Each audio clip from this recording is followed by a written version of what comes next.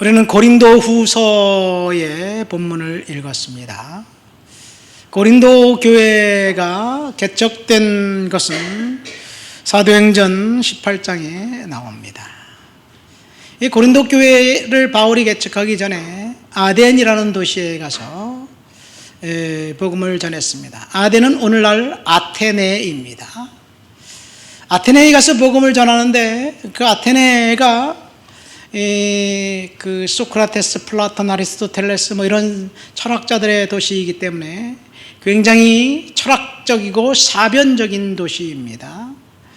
논쟁을 좋아하고 그런 도시였어요.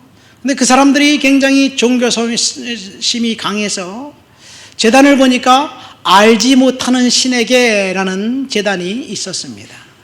신의 이름을 명목을 다 붙여서 신을 예배하고 신을 경배하는데 혹시 미싱한 신이 있을까 생각해서 알지 못하는 신에게라는 제단이 생긴 것을 보면서 이 바울이 이제 이 알지 못하는 신, 너희들이 알지 못하는 신이 바로 예수 그리스도다, 그렇게 이야기하면서 그 접촉점을 가지고 아데네서 복음을 전했습니다. 이 철학자들과 논쟁하면서 설득하고 그리고 논리로 그들의 그 사고를 이제 깨웠어요. 논리로 이겼습니다. 사도 바울이 논리적으로 설득을 했습니다. 그리고 아데네 철학자들은 사도 바울의 논리를 수긍할 수밖에 없었습니다. 그런데 논리적으로 옳은데 아덴 사람들은 예수 믿기를 거부합니다. 왜 예수 믿기를 거부하냐? 네 말이 맞지만 나는 믿고 싶지 않아. 너를 보니까 믿고 싶지 않아. 이런 이야기예요. 그래서 성경에서 변론은 헛되고 논쟁은 무익하다고 이야기합니다. 사도 바울이 디도에게 이렇게 정식적으로 권면하죠. 왜 그렇습니까? 논쟁을 해서 지면 쪽팔리잖아요. 이기면 의기양양하잖아요. 나는 의기양양한데 논쟁에서 진 사람들은 자존심이 상해서 네가 이야기하는 건 나는 그것이 옳지만 나는 듣지 않겠다. 이렇게 생각을 하면서 자존심을 내세우는 거예요. 이 소니라는 기업이 한참 세계 1등 기업으로 군림할 때 그 소니가 지금은 삼성에게 밀려서 별 볼 일 없는 회사이지만 소니의 과학자들이 노벨상을 받고 이런 어쨌든 굉장히 아주 세계적으로 유명한 기업이죠.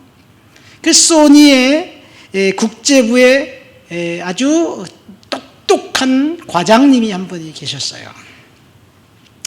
그는 굉장히 논리적이었기 때문에 모든 사람이 그와 이야기하면 그의 이야기에 그 설득을 당할 수밖에 없었습니다. 왜냐하면 그 사람의 그 논리가 항상 옳았기 때문에 그래요. 반드시 그 사람의 의견을 따라야만 하는데 사실은 그 사람과 의견을 대립했던 사람들이 결국은 그 사람의 의견을 따르지 않는다고. 왜냐하면 자신만 옳다는 그런 생각을 하면서 은연중에 자기 과시가 드러나고 그리고 상대방을 무시하는 그런 태도가 이제 생기는 거예요. 보이는 거예요. 그러니까 반대파들과 타협파들의 의견을 묵살시켰는데 결국은 전체 회의에서는 반대파들과 타협파들의 의견에 의해서 회사가 이제 결정이 된다는 것을 알게 되었습니다. 자기 논리가 옳다고 생각할수록 자기 논리에 찬성하지 않는 사람들을 비난하게 된 함정에 빠져 있게 된다는 이야기예요. 그 소니 스타일을 훔쳐라 하는 책에 보면 그런 내용이 나옵니다. 여러분, 내가 옳다고 해도 상대방을 배려하지 않을 때 상대방은 옳은 사람의 이야기를 경청하지 않는 거예요. 아덴에서 이런 것을 사도 바울이 경험합니다. 그래서 아덴에서 낙심하고 절망하고 그 다음에 실패의 짐을 지고 그 다음 찾아간 도시가 고린도라는 도시입니다. 고린도는 굉장히 아덴과 180도 다른 도시였어요. 굉장히 세속적이고 음란하고 쾌락적인 그런 도시였습니다.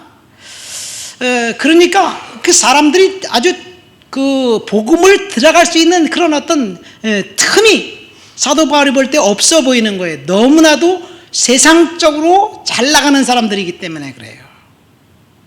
음란하고 폐역한 도시 사도 바울이 아덴에서는 자기가 설득을 통해서 사람들과 대화를 통해서 복음을 전할 충분한 기회가 있었는데 아덴에서는 사람들이 거부했는데 고린도에 가니까 전혀 복음을 들으려고 하지 않는 그런 백성들 같은데 바울이 한마디 하면 그 말씀에 꼬꾸라지고 주님 앞에 나오게 됩니다.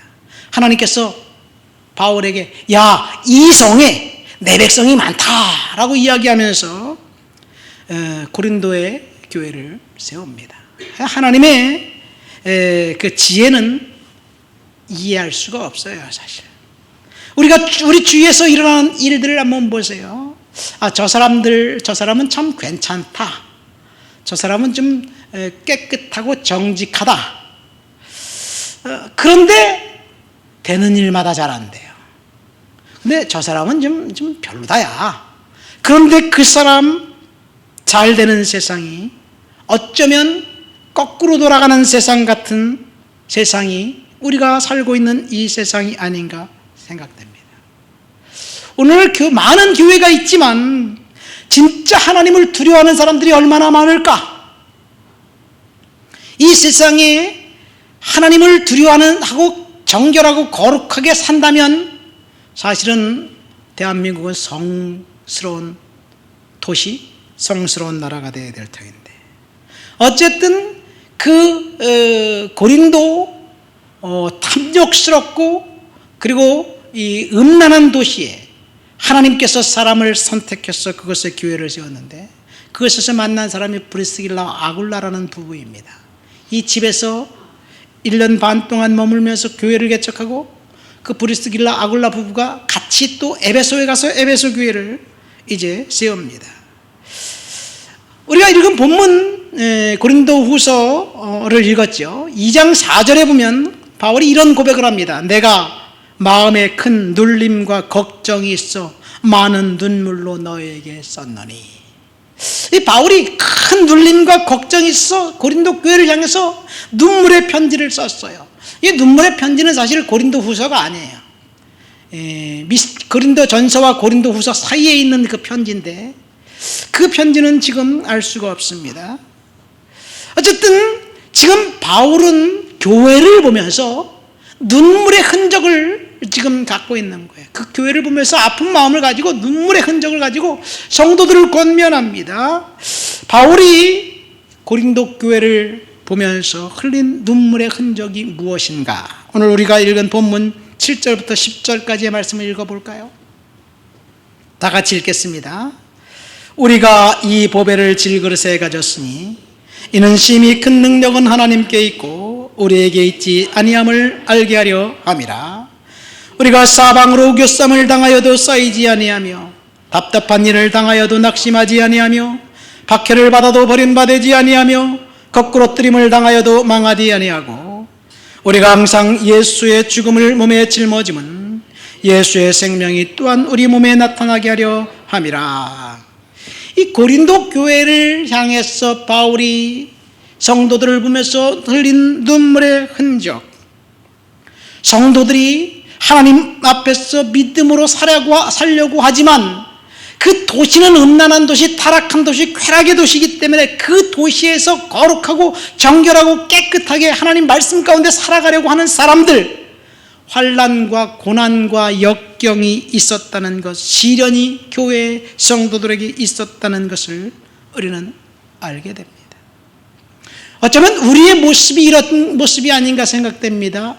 이 땅을 살아가면서 주님 앞에 믿음으로 살려고 발버둥 치고 있는데 고린도 교회 성도들이 당한 고난을 보세요. 사방으로 우겨쌈을 당하고 답답한 일을 당하고 박해를 받고 거꾸로 뜨림을 당하는 그런 형편에 있습니다. 그런 성도들의 상황 속에서 보면서 하나님이 능력은 하나님께 있고 우리에게 있지 않다라고 고백하면서 성도들을 위로하고 권면합니다. 어쩌면 지금 우리는 사방으로 우겨쌈 당해 있는 그런 상태가 아닌가 생각됩니다. 저 개인적으로 볼 때 굉장히 의기소침한 상태입니다. 그동안 갖고 있었던 자신감, 하나님 그건 어디 갔는지 모르겠고 하나님을 믿는 믿음으로, 하나님이 나와 함께 하신다는 믿음으로 이제 살아가고 있어요. 교회적으로 볼 때도 시련의 터널을 지나고 있습니다. 성도들 한 사람 한 사람을 보면서 우리가 열심히 모여서 기도하고 있는데 기도 제목이 하나님이 언제나 평안하게 해주실까, 언제나 응답해 주실까, 이런 상황들, 장로님 상황도 그렇습니다. 어쩌면 우리의 상황을 이처럼 정확하게 성경에서 표현하고 있는지 사방으로 우겨쌈을 당했다.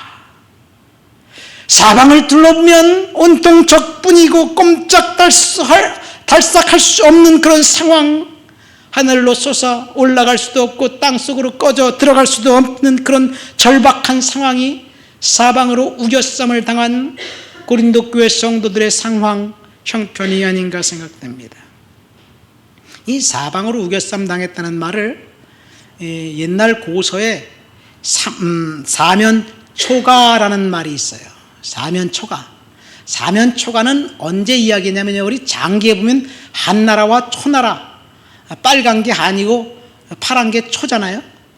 근데 한나라와 초나라가 싸우는데요, 초나라 왕은 항우라는 사람이에요. 한나라 왕은 유방이라는 사람입니다. 항우와 유방이 싸우는데 전세는 지금 한나라에 기울어져 있습니다. 초나라는 지금 쫓기고 있어요. 초나라 병사들이 쫓겨가면서 어느 날 은은한 달빛만 이제 그 비추는 아주 고요하고 고적한 밤, 항우의 군사들이 보니까 한쪽에서 강 저 끝에서 초나라, 자기 나라 노랫소리가 들리는 거예요. 그러니까 초나라 병사들이 그 노래를 듣자마자 다 우울에 빠지기 시작했습니다. 향수에 젖어듭니다. 우리가 도대체 지금 고향 땅을 떠나서 부모 친척 집을 떠나서 여기서 뭐 하는 거지? 그러다가 결국은 이 초나라 병사들은 그 노래소리를 듣고 유방에게 항복을 합니다. 사기가 꺾인 항우는 전의를 상실한 채 자살해버리고 맙니다. 그래서 천하는 유방의 손에 들어갑니다. 한나라의 천하가 되었습니다. 중국을 통일한 한나라, 사방으로 우겨쌈을 당하면 사람들은 포기하게 되어 있습니다. 그런데 사실은 사방에서 들리는 초나라 노랫소리 때문에 이 항우가 실패한 게 아니에요. 사실은 항우가 실패한 것은 포기했기 때문에 그래요. 자살했기 때문입니다. 그런데 동일한 상황에 배수진이라는 말이 있어요. 이게 다 중국의 사기라는 책에 나온 이야기입니다. 초나라와 한나라 싸우는 그 전쟁통에 있었던 이야기예요. 자, 이 한나라의 장수 한신이라는 사람이 있습니다. 이 전투에 참석을 했는데 자기에게 배당된 병사들이 이 별 볼 일 없는 아주 이 사람들이에요. 유방이 이끄는 본진은 저 멀리 있고 별 볼 일 없는 그런 자녀 병사들을 데리고 어디와 전쟁을 하냐면 조나라와 전쟁을 하고 있어요. 훈련도도 낮은 자국의 군사들을 어떻게 분발시킬까 보니까 이 조나라 군대에는 약 20만 명이 지금 사기가 충천해서 이 한신의 병사들을 공격해 오고 있어요. 그리고 본진 유방은 저 멀리 있습니다. 도움을 받을 수도 없어요. 그래서 한신이 이 전략을 세운 거예요. 그것이 배수진이라는 이야기예요. 앞에는 조나라 병사들 20만 명이 지금 칼과 창과 활을 들고 공격해 오고 있고, 뒤에는 강이 흐르고 있습니다. 앞으로 나가면 조나라 병사들에게 죽고, 뒤로 가면 강에 빠져 죽습니다. 자, 사력을 다해 저항할 수밖에 없어요. 죽기 아니면 살기다. 이래도 죽고 저래도 죽으니까 우리 싸우다 죽자. 그래서 열심히 싸우다가 결국은 한신이 이깁니다. 자, 사실은 한신이 배수진을 쳐서 정말 죽기 아니면 살기로 까무러치겠다고 생각하고 전쟁에서 이긴 것 같지만 사실은 그게 아니에요. 이 조나라가 한신을 얕보고 공격한 것이 패착의 원인이었습니다. 우리가 생각하는 것과 좀 달라요. 여러분, 사방으로 우겨쌈을 당한 상태, 어쩌면 우리가 무엇을 어떻게 해야 될지 뚜렷한 아이디어가 떠오르지 않습니다. 그럴 때 우리에게는 선택의 여지는 둘 중 하나예요. 포기하고 환경에 순응할 것인가, 그래도 하나님을 믿는 믿음으로 서 있을 것인가. 둘 중 하나밖에 없습니다. 본문을 계속해서 읽어보십시오.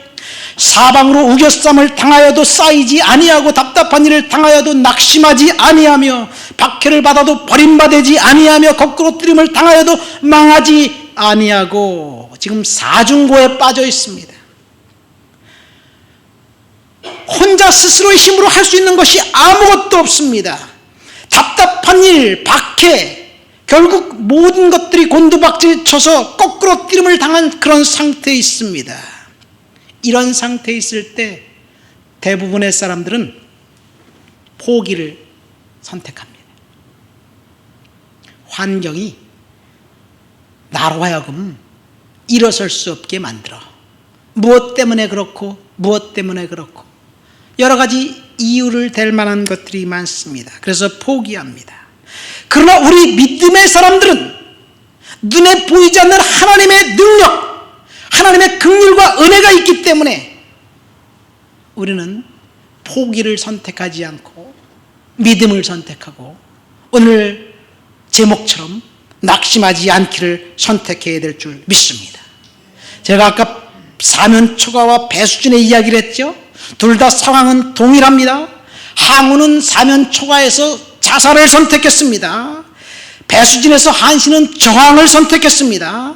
항우가 전쟁에서 진 것은 유방의 군대가 대단했기 때문에 아니라 사실은 항우가 포기했기 때문입니다. 동일한 상황 속에서 한신이 20만 대군을 앞에 두고 포기하지 않고 결사항전을 이제 했습니다.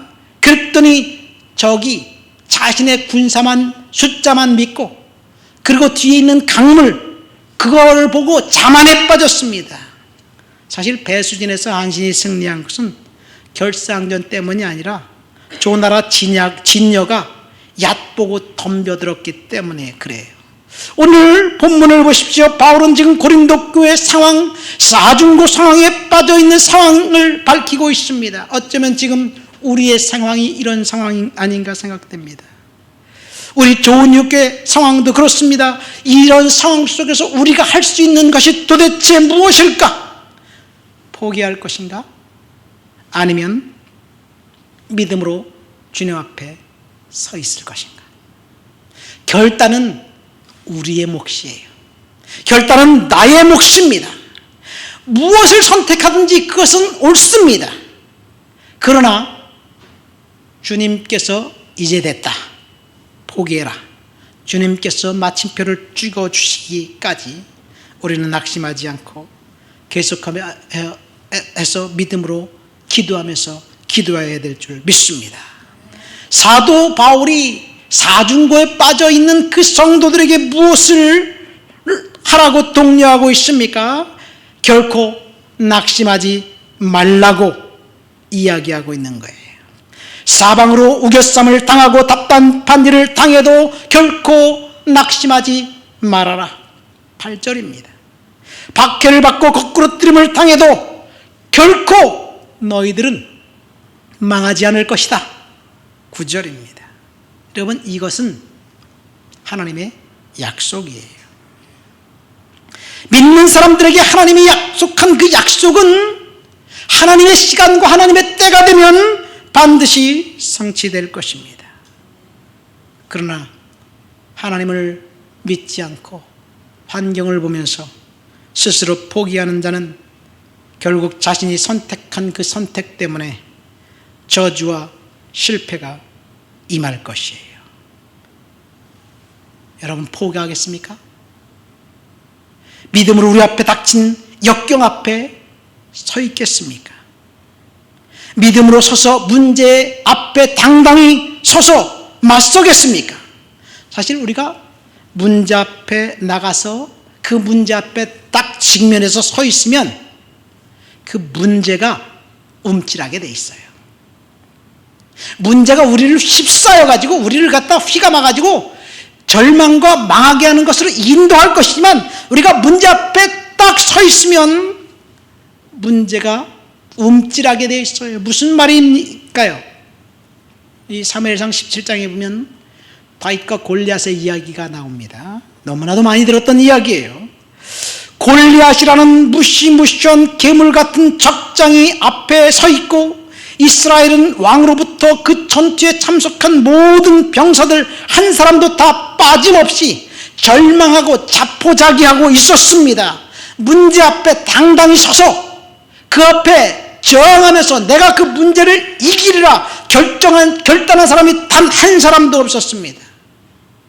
근데 희한하게도요, 골리앗이 40일 동안 조성으로 아침 저녁으로 나와서 고래고래 소리만 지르고 있는 거예요. 무슨 소리를 지르냐? 이스라엘 왕을 저주합니다. 이스라엘 군대를 저주합니다. 그리고 하나님을 모독합니다. 이 세 가지를 40일 동안 아침 저녁으로 골리앗은 소리만 지르고 있었어요. 여러분이 골리앗이라면 그렇게 할까요? 골리앗이 소리를 지르면요, 딱 눈으로 봐도 이 이스라엘 병사들이 두려워가지고 쩔쩔매면서 여기저기 도망가면서, 그리고 굴을 내 들어가 숨는 모습을 봅니다. 그들의 행동이 하도 희한하고 우습습니다. 그래서 재미가 있어서 40일 동안 골리앗이 그냥 소리만 질렀을까요? 이스라엘 병사들이 좌불안석 우왕좌왕하는 반응을 보면서 골리앗은 희열을 느꼈을 것도 같아요. 그러나 사실은 골리앗이 이스라엘을 공격하지 못했던 것은 골리앗의 마음에 하나님이 두려움을 심어줬기 때문에 그렇습니다. 전쟁에 임한 장수라면 단칼에 정복해서 전쟁을 빨리 끝내려고 하는 것이 모든 사람의 그 생각이에요. 골리앗은 전쟁을 빨리 끝내고 싶지 않았을까요? 사실 골리앗의 겉모습은 인간 탱크로 보일지 모르나 속에는 불안해하고 있었습니다. 그것은 이 사무엘상 13장 14장 그 앞에 보면 믹마스 전투에서 여러 경로를 통해서 볼 때 블레셋은 군사의 수와 무기와 모든 전략으로 볼 때 블레셋은 이길 수밖에 없어요. 그런데 탁월한 무기와 전략과 전술과 군사의 숫자에도 불구하고 블레셋은 이스라엘과의 전투에서 졌습니다. 그래서 골리앗은 함부로 공격할 수 없었던 거예요. 왜냐하면 하나님이 그의 마음에 그 두려움을 주었기 때문에. 두 번째, 골리앗이 40일 동안 밤낮으로 아침 저녁으로 이렇게 저주하면서 조롱할 때 사실은 하나님께서 사울 왕에게 기회를 주시고 있었던 거예요. 사울 왕이 그 전에 두 번의 실수를 했습니다. 첫 번째, 블레셋과의 전쟁에서 스스로 번제를 드렸어요. 두 번째, 아말렉과의 전쟁에서 살찐 짐승들을 죽이지 않고 자기가 취했어요. 사사로이 취했어요. 그래서 하나님으로부터 이제 사울 왕이 내가 너를 버릴 것이다 이런 이야기를 들었어요.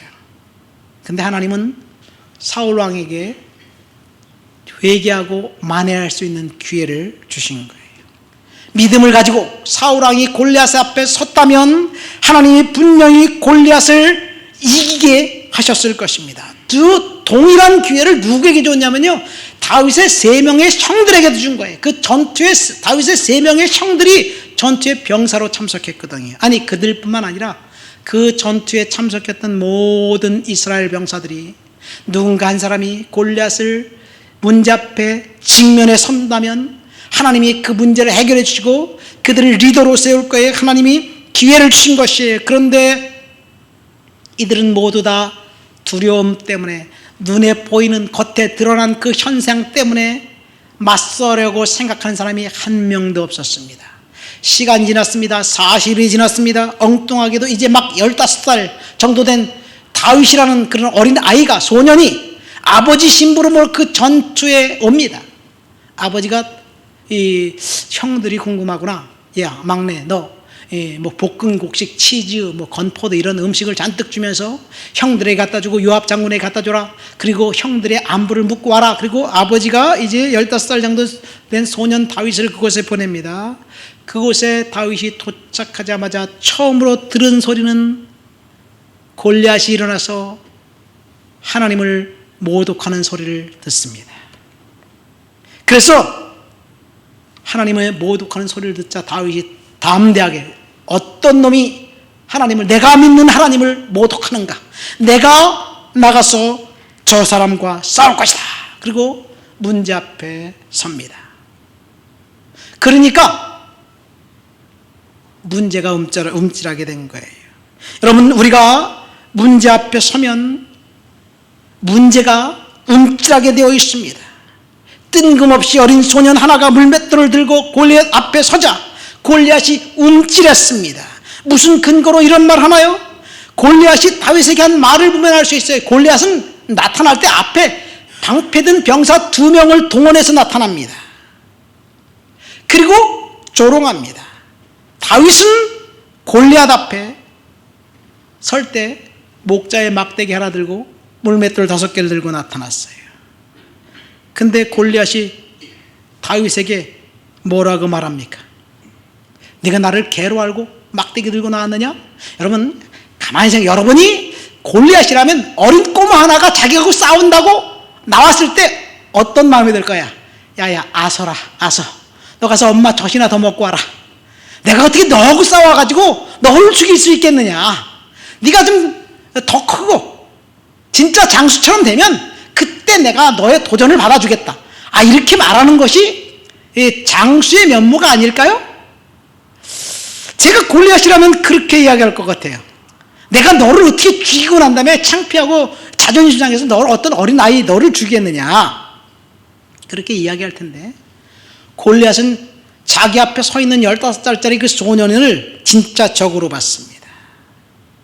그러면서 이렇게 얘기합니다. 내 살을 공중의 새들과 들짐승에게 주겠다고 이야기하면서 다윗을 저주하고 다시 이스라엘을 저주하고 공격 태세를 갖추고 진짜 다윗을 죽이려고 합니다. 그러니까 다윗은요, 그 골리앗을 보고 나는 내가 모독하는 하나님의 이름으로 내 앞에 서 있다라고 이야기합니다. 여러분, 하나님께서 다윗을 통해서 지금 문제를 해결하시는 거예요. 만약 사울이 이것을 보았다면 사울이 골리앗을 대항해 싸우지 않았을까요? 사울의 눈은 골리앗의 거대한 적 앞에 두려움과 절망의 눈이 가려져 있었기 때문에 두려움만 보인 거예요. 하나님이 함께 하신다는 그 사실을 사울은 볼 수가 없었습니다. 그러니까 절망하는 사람에게는요, 하나님의 능력과 은혜를 볼 수가 없어요. 절망하면, 낙심하면 그 다음에 보이는 순서는 이제 철저하게 부정적인 것만 보입니다. 절망을 거부한 15살짜리 소년 다윗의 눈에는 하나님이 보였고, 하나님이 골리앗을 손에 자신의 손에 넘겨주었다는 사실을 보았고, 그리고 하나님께서 골리앗을 죽일 수 있다는 것을 보았습니다. 그러면서 다윗이 골리앗에게 이렇게 이야기하죠. 내가 너를 죽여서 이스라엘에 하나님이 살아계신 것을 알게 하겠다라는 거룩한 소망을 피력합니다. 우리가 문제 앞에 서 있다면 문제가 움찔하게 되어 있습니다. 그리고 우리는 스스로의 힘으로 문제를 이기는 것이 아니라 하나님께서 문제를 이기게 하실 것을 믿습니다. 중요한 것은 문제 앞에 우리가 직면에 서느냐 아니면 포기하고 도망가느냐의 문제입니다. 아까 이야기했죠. 유방이 항우를 이긴 것은 유방이 잘해서 이긴 게 아니에요. 항우가 포기했고 자살했기 때문에 진 거예요. 한신이 진열을 이긴 것도 마찬가지입니다. 중요한 것은 하나님 문제 앞에 당당히 맞서서 싸우느냐 포기하느냐의 문제입니다. 문제는 대부분의 사람들은 문제 앞에 기가 죽고 주눅이 들고 갈피를 잡지 못합니다. 왜냐하면 그 문제를 내가 내 힘으로 해결할 수 없다고 생각하기 때문에 그래요. 맞습니다. 우리가 우리의 힘으로, 내 능력으로, 내 계획으로, 내 생각으로 문제를 이길 수 없습니다. 그러나 내가 하나님 앞에서 서 있으면 하나님이 이기게 해주실 거예요.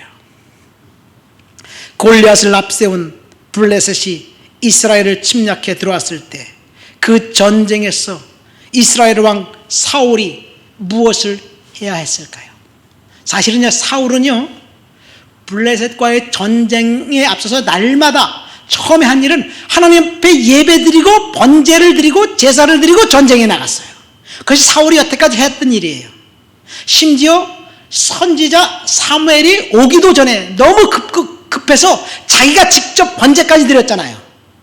그런데요, 골리앗과의 전투의 앞에서는 어찌된 영문인지 사울이 하나님께 은혜를 구하고 기도했다는 말이 없습니다. 선지자나 제사장을 초청해서 번제를 드렸다는 이야기도 없습니다. 절대절명의 위기와 역경과 시련의 시간에 공교롭게도 사울 왕은 아무것도 안 했습니다. 낙심만 했습니다. 기도하지도 않았고 예배하지도 않았고 번제를 드리지도 않았습니다. 절망만 했습니다. 전전긍긍하기만 했습니다. 그리고 책임을 자기 밑에 신하들 다른 사람들에게 떠넘겼어요. 뭐라고 하면서 책임을 떠넘겼습니까? 너희들 중에 골리앗과 싸워서 이기는 그 사람에게 내가 내 딸을 줘서 사위를 삼겠다. 그 너희들이 국가에 낼 세금을 면제해 주겠다. 이것이 사울이 세운 최상의 전략이었습니다. 그러니까 사실은 사울은 골리앗을 이길 수가 없었어요. 여러분, 기도가 최상의 전략입니다. 믿습니까? 기도가 최상의 전략이고 믿음이 승리의 원동력입니다. 다시 본문으로 돌아가 볼까요? 사방으로 우겨쌈을 당하고 힘든 일을 당하고 고난을 당하고 역경이 우리에게 있을 때 우리가 해야 할 일은 무엇인가? 기도가 최상의 전략이라 그랬잖아요. 그 고난과 역경과 문제를 하나님 앞에 갖고 나가는 것, 하나님 앞에 기도하는 것. 물론 우리가 기도했다고 우리의 상황이 기도하기 전이나 기도하기 후나 바뀌지 않을 수도 있습니다. 동일할 수도 있습니다. 우리가 기도했는데 기도한 것과는 정반대의 결과가 나올 수도 있습니다. 그런데 문제를 들고 하나님 앞에 나가면 마음에 평강이 찾아오고 우리를 그 사건, 그 문제와 고통 속에서 전전긍긍하지 않도록 하나님께서 그 상황 속에서 우리를 끄집어내줘요. 이것이 기도의 은혜입니다. 저는 그것을 경험했어요. 내가 기도하니까요, 마음에 낙심이 돼서 딱 마음이 무너졌는데 기도를 딱 시작하니까 하나님이 평안을 주시는 거예요. 근데 문제는 여전히 있어요. 두 번째 우리가 할 일은 문제의 직면에서 서 있는 것입니다. 결코 낙심하지 않기로 결정하고 믿음으로 살겠다고 결단하는 거예요. 여기까지가 우리가 할 일입니다. 그러나 그 다음에는 하나님께서 역사하실 거예요. 오늘 본문 설교 제목이 뭐예요? 결코 낙심하지 말라는 제목입니다. 2차 대전 때 영국의 윈스턴 처칠이라는 수상이 있었습니다. 그 사람은 2차 대전 전쟁사라는 그 책을 써서 노벨 문학상까지 받습니다. 근데 그 사람은요, 말더듬이었어요. 영어로 스터터라고 했어요. 말 더듬는 사람, 이 장애를, 선천적 장애를 갖고 있는 사람이었어요. 근데 그 사람이 정치인이 되면서 뭐라고 연설했냐면, 결코 포기하지 말아라. Never give up 이라는 아주 유명한 연설을 했습니다. 그 연설을 할 때가 언제였냐면요, 히틀러가 지금 전쟁을 일으켜서 서부 유럽을 다 점령했습니다. 예, 프랑스가 독일에 떨어졌습니다. 체코, 폴란드, 노르웨이, 덴마크, 네덜란드, 벨기에가 다 독일과의 전쟁에서 졌어요. 이제는 바다 건너 런던까지, 영국까지 지금 포탄이 날아오고 있는 이런 상황이에요. 독일은 지금 한참 승리에 도취되어 있고 전 유럽은 지금 패배에 쩔어 있을 때 윈스턴 처칠이 영국 국민들을 향해서 우리 포기하지 맙시다 라고 이야기하면서 이렇게 이야기합니다. 우리는 결코 쇠퇴하거나 패하지 않을 것입니다. 우리는 끝까지 전진할 것입니다. 우리는 프랑스에서 싸우고 바다에서 싸우고 강에서 싸우고 공중에서 싸울 것입니다. 어떤 희생을 치르더라도 우리는 우리의 영토를 방어할 것입니다. 해변에서 싸우고 비행장에서 싸우고 들에서 싸우고 거리에서 싸울 것입니다. 계속해서 싸울 것입니다. 우리는 결코 항복하지 않을 것입니다. 여러분, 윈스턴 처칠의 말대로 영국 국민들은 다시 그 문제의 직면에서 섰습니다. 그리고 전쟁을 승리했습니다. 우리의 인생이 절박하고 비전이 보이지 않을지라도 하나님께서 때가 되면 반드시 풀어주시고 회복시켜 주실 거예요. 아직까지 풀리지 않은 그 상황은, 중요한 것은 하나님의 때가 되지 않았기 때문입니다. 절망하고 포기하기에는 아직 이릅니다. 패배는 포기한 사람들에게 찾아옵니다. 실패는 포기한 사람들에게 찾아온 저주입니다. 우리가 포기하지 않는 한 희망은 반드시 있습니다. 말씀을 맺습니다. 우리 말씀을 맺으면서 결론적으로 우리 16절부터 18절까지 말씀 한번 읽어볼까요? 다 같이 16절부터 18절을 읽습니다. 그러므로 우리가 낙심하지 아니하노니 우리의 겉사람은 낡아지나 우리의 속은 날로 새로워지도다. 우리가 잠시 받는 환난에 경한 것이 지극히 크고 영원한 영광에 중한 것을 우리에게 이루게 함이니, 우리가 주목하는 것은 보이는 것이 아니요 보이지 않는 것이니, 보이는 것은 잠깐이요 보이지 않는 것은 영원함이라. 여기 보면 우리가 결코 낙심하지 아니하노니, 우리가 낙심하지 아니하노니 16절에 바울이 고백합니다. 17절 말씀 보니까 우리가 잠시 받는 환난에 경한 것이 지극히 크고 영원한 영광에 중한 것을 우리에게 이루게 하려 함이니. 여러분, 우리가 받는 환난은 잠시 받는 환난에 경한 것입니다. 그리고 영광은 지극히 크고 영원한 영광에 중한 것이 우리의 뒤에 기다리고 있습니다. 그렇다면 잠시 받는 환난에 경한 것이 무엇이고 영광에 중한 것이 무엇일까요? 이 다니엘 1장에 보면 다니엘이라는 사람이 포로가 되어서 적국 바벨론에 끌려갑니다. 이 유다는 아직 멸망하기 전이에요. 멸망하기 18년 전입니다. 다니엘이 끌려갔어요. 그래서 왕궁 그 왕립기숙학교에 이제 깨서 공부를 합니다. 그리고 산의 진미와 함께 철저하게 바벨론 학문을 배웁니다. 다니엘이 끌려갔기 때문에 왕궁에서 훈련을 받고 그 사이에 다니엘은 하나님 앞에 뜻을 정하지요. 채식을 먹겠다. 왕의 식탁에서 나오는 그 우상에게 드렸던 그 육식을 먹지 않겠다. 그렇게 결단합니다. 그래서 하나님께서 다니엘을 세우시지요. 다니엘이 포로로 잡혀갔지 않았다면 다니엘의 인생은 그저 그런 그 유다의 귀족의 자녀로서 그냥 망국의 슬픔을 한탄하면서 거기서 이름 없이 살아간 사람이었을 거예요. 그러나 그가 포로로 끌려갔기 때문에 그가 바벨론에서 하나님께서 그를 높이 세워주십니다.